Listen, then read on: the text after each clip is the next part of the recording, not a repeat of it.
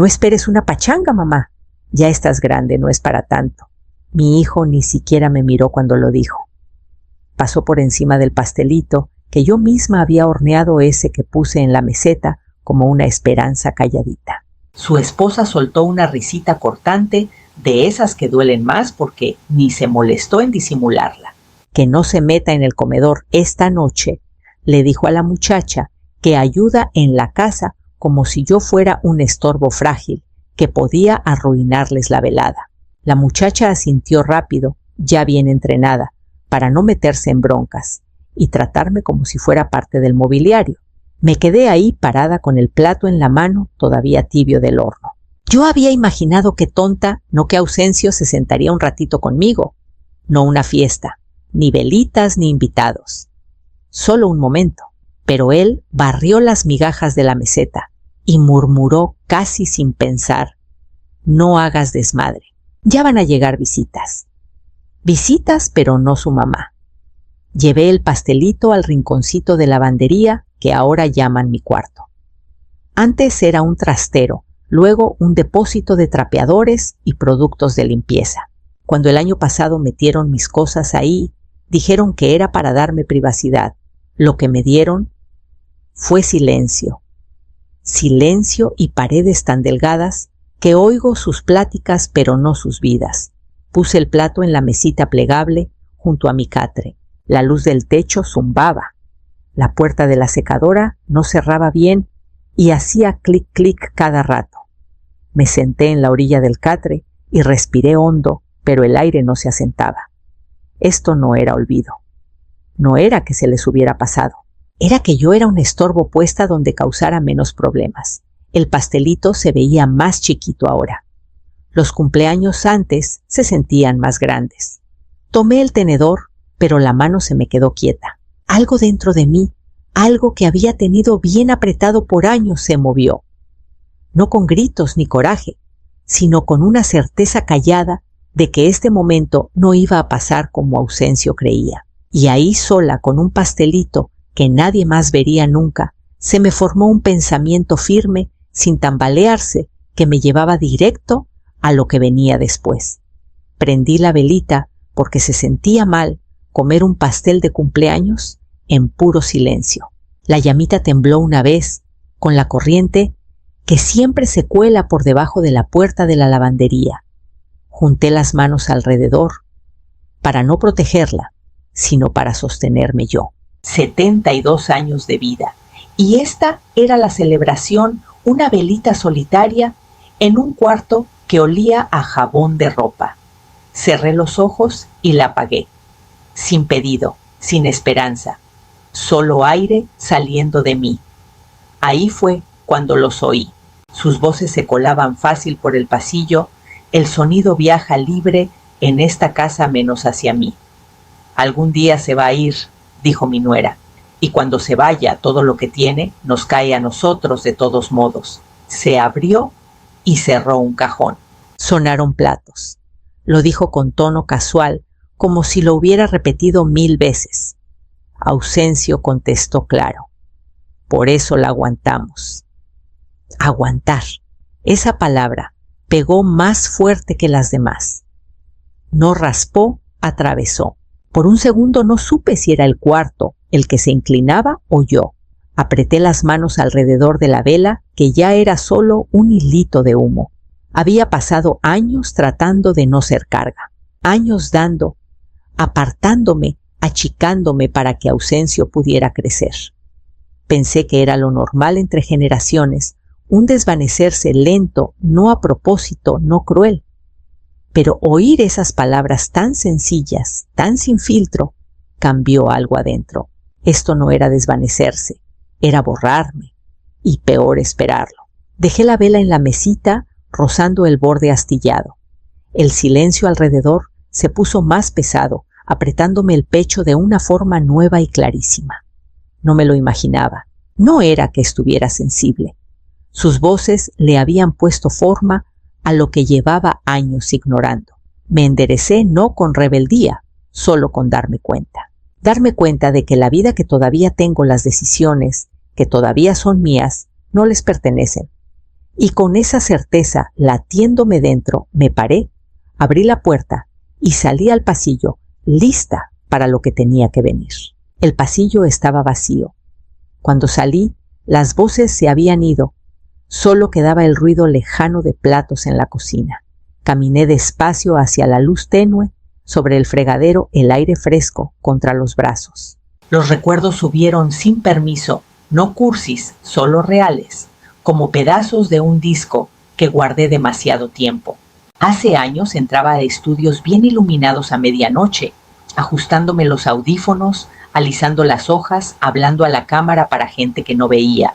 El noticiero de la noche no era glamoroso, pero era seguro, y lo seguro era lo que Ausencio necesitaba. Trabajaba esas horas calladas para tener los días libres llevarlo a la escuela. Al doctor las 1000 cositas de criar a un hijo sola. Nunca lo vi como sacrificio. Era la vida. Cuando Ausencio creció y la casa se sintió grande para 2, seguí trabajando, ahorrando, tratando de que nunca sintiera la inestabilidad que yo sí conocí. Y cuando se casó y soñó con una casa más grande, no dudé. Vendí mi casita, la del porche que crujía, y los limoneros en el patio, y le di casi todo lo que saqué. Me dijo, te damos el cuarto de visitas, y creí que sería suficiente. Por un tiempo tal vez lo fue. Pero la vida tiene la costumbre de achicar los espacios que no defiendes. Primero el cuarto de visitas se volvió oficina para el trabajo de Pomposa. Luego bodega de cajas que nunca abrieron. Fueron metiendo mis cosas de a poquito hasta que me encontré durmiendo en un catre junto a latas de pintura sobrante y un boiler que zumbaba. Me dije que era temporal, que no necesitaba mucho. La verdad era más sencilla. Creía que ayudarlo a construir una vida más grande significaba que yo todavía cabía en ella. Parada en la puerta de la cocina, oyendo los ruidos apagados de una casa que ya no era mía, me di cuenta de cuánto me había equivocado y de cuánto urgía dejar de esperar que las cosas cambiaran solas mientras yo me encaminaba a la siguiente decisión. A la mañana siguiente me moví por la casa en silencio, como cuando uno no quiere molestar, aunque a nadie le importe molestarte a ti. La tetera se apagó con un clic y al agarrar una taza, oí la voz de Pomposa desde la sala. Estaba en altavoz. Siempre usa altavoz como si la privacidad fuera un estorbo. No, ya no le queda nada de ahorros de verdad, decía casi alegre. Ausencio va a heredar migajas. Es triste, pero así es la vida. Hubo un silencio y la amiga del otro lado hizo un ruidito de lástima. Me quedé tiesa, una mano en la meseta, la otra con la taza. No porque me sorprendiera, sino porque no. Esa era la versión de mí que ellos habían armado la mamá vieja con pensión raquítica, viviendo bajo su techo, por necesidad, sin nada que ofrecer, más que cuidar niños y calladita. Me hice para atrás antes de que me viera, dejando que las sombras del pasillo me tragaran.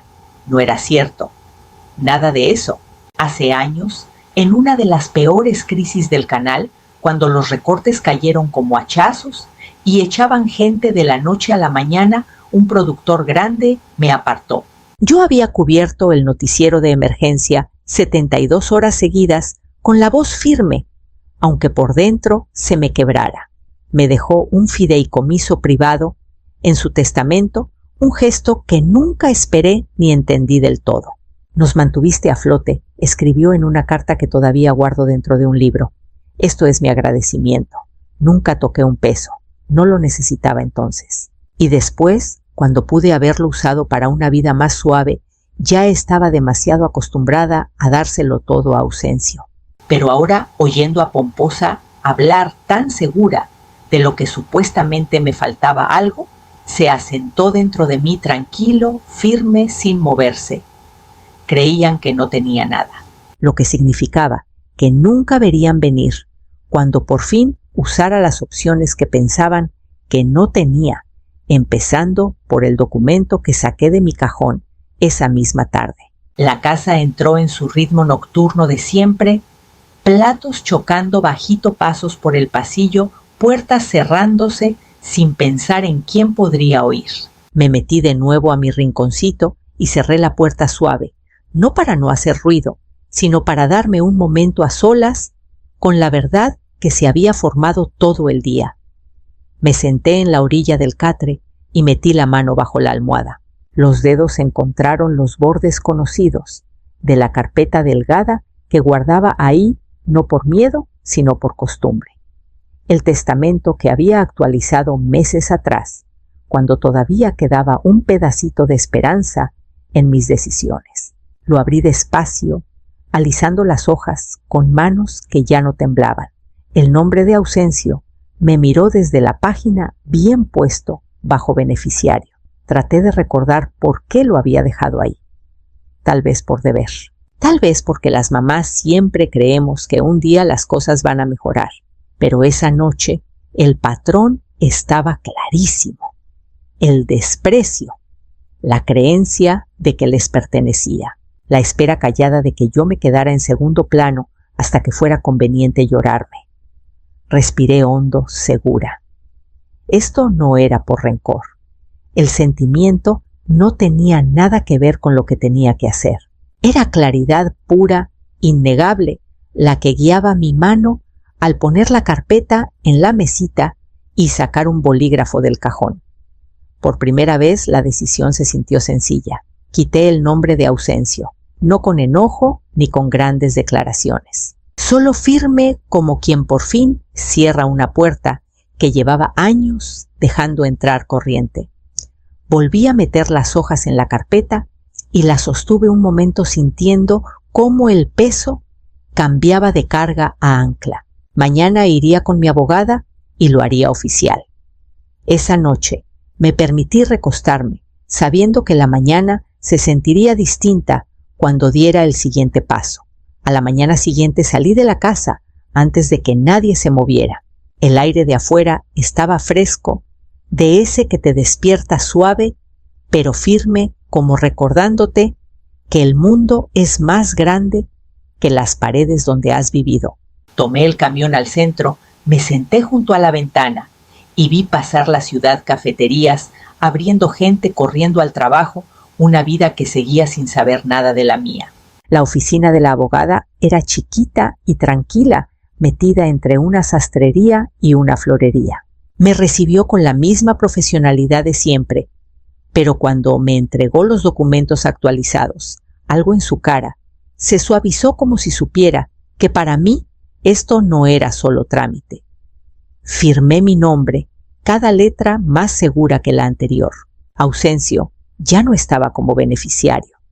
El fideicomiso callado intacto por décadas ahora iba formalmente a una fundación que ayuda a mujeres mayores que se quedaron sin familia ni seguridad, mujeres que habían vivido versiones de la vida que yo entendía demasiado bien. Cuando la abogada metió los papeles en una carpeta y me la devolvió, sentí un cambio dentro, no dramático, no de triunfo, solo un alinearse callado, como si por fin hubiera encontrado dónde pararme bien. Después pasé al banco y abrí una cuenta nueva. Mi ingreso mensual iría directo ahí de ahora en adelante, lejos de lo que Ausencio pudiera ver o mover. La cajera preguntó si quería agregar a alguien autorizado. Negué con la cabeza. No dije, solo yo. Cuando volví a la casa, el sol ya bajaba. Ausencio estaba en la cocina, echando chispas de coraje. Hablaba por teléfono, tratando de pagar unas nuevas lámparas que yo nunca tocaría. La voz se le ponía tensa. ¿Cómo que se rechazó? No tiene sentido. Colgó con cara de pocos amigos, mascullando. Pero cuando me vio, no dijo nada, ni una pregunta, ni una mirada curiosa. Solo silencio espeso y esperando. Pasé junto a él, entré a mi cuartito y cerré la puerta suave, sabiendo que las grietas bajo su seguridad apenas empezaban a verse. La noche de la cena de Ausencio, la casa parecía puesta en escena, pisos brillosos, luces bajitas, copas alineadas perfectas. La gente del catering había llegado temprano, aunque a mí Me pidieron quedarme fuera de vista esa noche, como si solo verme pudiera manchar la imagen que él vendía. Me quedé en el pasillo, moviéndome callada, cuidando no entrar en ningún espacio donde los invitados pudieran mirarme mucho. Aún así, uno me vio cuando entré a la cocina por agua. Me tendió su vaso vacío, sin pensarlo. «Con gas, por favor», dijo. Antes de que respondiera, Ausencio apareció detrás. Por un segundo nos miramos. Solo necesitaba corregir el error, decir una frase sencilla: «Es mi mamá», pero no lo hizo. Se dio la vuelta al invitado y empezó a explicar el menú como si yo no existiera. Dejé el vaso sin decir nada y me metí de nuevo en las sombras del pasillo. Las voces subían y bajaban del comedor, seguras, ensayadas, el tono que Ausencio usaba cuando quería impresionar. El tintineo de cubiertos, la risa educada, el sonido de un mundo al que ya no pertenecía. Me había acostumbrado, pero no estaba preparada para lo que vino. En medio de un brindis, un timbre agudo cortó el aire. Ausencio frunció el ceño al teléfono molesto hasta que vio quién llamaba. «Departamento de Fraude Bancario», contestó rápido dándole la espalda a la mesa, pero el salón ya se había callado. «¿Sí? Sí, soy Ausencio». Pausa. «¿Cómo que cambiaron el perfil de autorización?» Otra pausa. «No lo autoricé». «¿Bloqueado? ¿Por qué bloqueado?» Los hombros se le pusieron tiesos y cuando se dio la vuelta, la cara le ardía de coraje y vergüenza. Algunos invitados se movieron incómodos, mirando a cualquier lado menos a él. Colgó de golpe y salió del comedor a zancadas, los pasos resonando en la madera. Segundos después, abrió de empujón la puerta de mi cuartito, la respiración entrecortada. «¿Qué hiciste?», exigió. «Dime ahorita». Lo miré desde la mesita tranquila y sin prisa. «Me mostraste lo que necesitaba entender», dije la voz pareja, mientras él temblaba ahí parado. Y con eso, el orden frágil que había armado alrededor empezó a cuartearse visiblemente calladamente, mientras la noche seguía hacia su próximo desmoronamiento. Ausencio ni se molestó en bajar la voz. En cuanto entró furioso a mi cuartito, las paredes delgadas llevaron cada palabra directo al comedor. Oí sillas moviéndose, cubiertos detenidos en el aire, el silencio de gente que de repente no sabía si escuchar o fingir que no oía. «Tienes que deshacer esto». Me espetó tan cerca que el marco de la puerta tembló. Ese dinero era mi futuro. Me levanté despacio de la silla, no para enfrentarlo, sino para recordarme que todavía tenía derecho a estar de pie en esta casa. «¿Nunca te lo prometí?», dije la voz tan firme que hasta a mí me sorprendió. Ni legalmente, ni de corazón. El pasillo se quedó mudo. Hasta Ausencio pareció quedarse pasmado un segundo, como si la idea de que yo pudiera negarle algo no cupiera en su mundo. Detrás apareció pomposa, sonriendo demasiado brillante la voz en modo control de daños. «Todos están un poco confundidos», les dijo a los invitados que se habían asomado a la puerta. Hubo un malentendido con el banco, nada grave. Pero los ojos le volaban a Ausencio, enojada, nerviosa, calculando. Los invitados se miraban entre sí, intercambiando ojitos tensos e inciertos. No era solo la bronca. Era cómo Ausencio me hablaba, cómo exigía, cómo asumía. Uno de los clientes, un señor de ojos amables y traje bien planchado, dio un pasito adelante. «Señora», dijo bajito. «¿Necesita ayuda?». La pregunta me tomó desprevenida. Nadie me había preguntado eso en años. No en esta casa. Lo miré a los ojos. No respondí suave. «Pronto me voy». No era amenaza. Ni siquiera era para Ausencio. Era la pura verdad dicha en voz alta por primera vez. Un murmullo recorrió al grupo, lástima de unos, desaprobación de otros, claridad de algunos, que por fin entendieron en qué clase de casa estaban comiendo. La cara de Ausencio se endureció. La sonrisa forzada de Pomposa Se tambaleó, pero yo no sentí su pánico. Solo pasé entre ellos de regreso a mi cuartito, donde la maleta que no usaba en años esperaba en la esquina para lo que seguía. No dormí mucho después de la cena.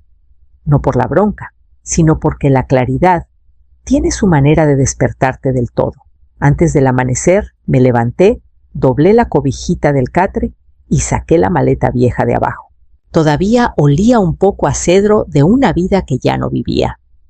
Empaqué despacio solo lo que era mío.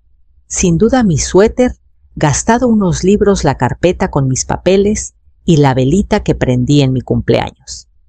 Todo lo demás se quedaba. Nunca había sido mío de verdad. El cielo apenas clareaba cuando el taxi entró al driveway.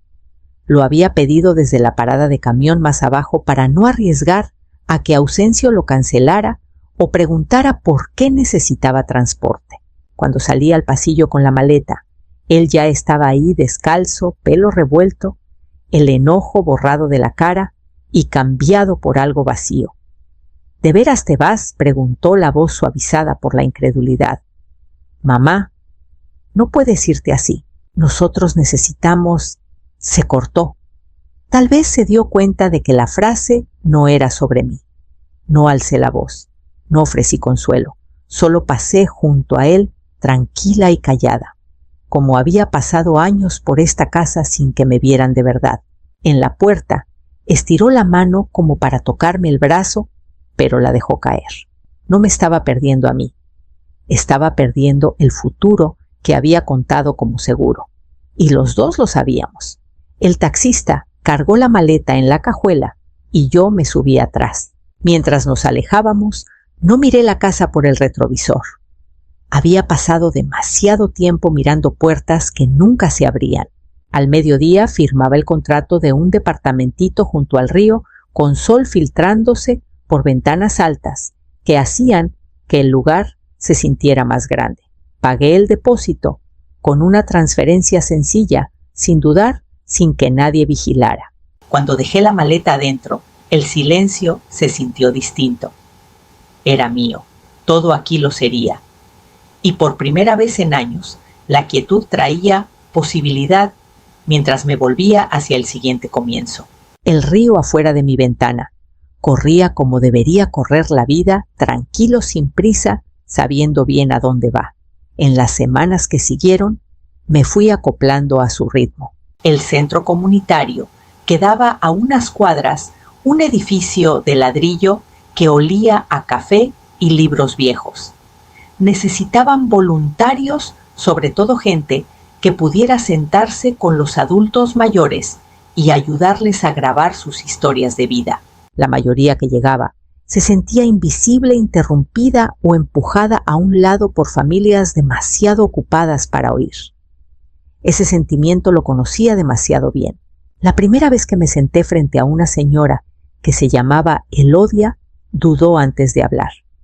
Las manos le temblaban un poco sobre la mesa. Nadie me ha pedido nunca que cuente mi historia, dijo. Entonces, qué bueno que yo sea la primera, le contesté.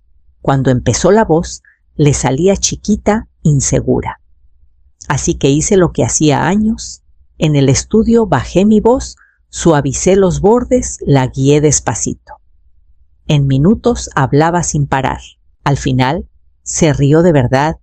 Se rió y me tocó el brazo como redescubriendo una parte de sí misma. Después vinieron otros. Hombres que habían trabajado en ferrocarriles. Mujeres que criaron familias enteras con puro coraje. Gente que amó, perdió y siguió adelante. Grabé cada palabra, dejando que mi voz llenara los silencios, entre las suyas firme como siempre. Una velita chiquita estaba en el escritorio junto a la grabadora. No era de cumpleaños, no había celebración ahí. Era solo un recordatorio de la noche en que dejé de achicarme. La noche en que solté un solo respiro y encontré claridad en vez de decepción. Pasaron meses. El departamento se llenó de calor, con historias que no eran mías, pero me hacían sentir más completa. Una tarde, mientras guardaba las grabaciones del día, el teléfono vibró. Un mensaje de Ausencio. ¿Podemos hablar? Miré la pantalla un rato largo. Luego lo puse boca abajo junto a la velita y alcancé la siguiente cinta que había que etiquetar. Mi voz tenía nuevos rumbos y por fin los estaba eligiendo yo.